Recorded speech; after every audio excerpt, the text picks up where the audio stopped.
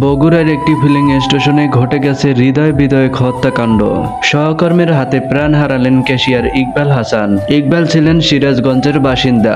জীবিকার তাগিদে কাজ করতেন শতাব্দী ফিলিং স্টেশনে, কিন্তু পাম্পের কিছু অনিয়ম নিয়ে আগে থেকে তার সহকর্মী রতনের সঙ্গে দ্বন্দ্ব চলছিল।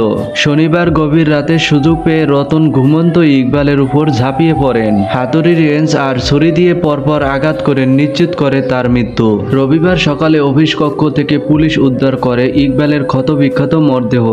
ঘটনার পর সিসিটিভি ফুটেজ ছড়িয়ে পড়লে এলাকায় নেমে আসে শোকের ছায়া। ইকবালের পরিবার হারালো তাদের ভরসা, আর এক বোন হারালো তার ভাইকে।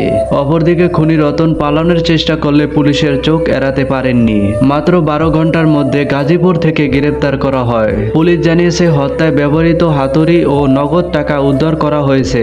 ইতিমধ্যে নিহতের ইকবালের বোন বাদী হয়ে থানায় মামলা করেছেন।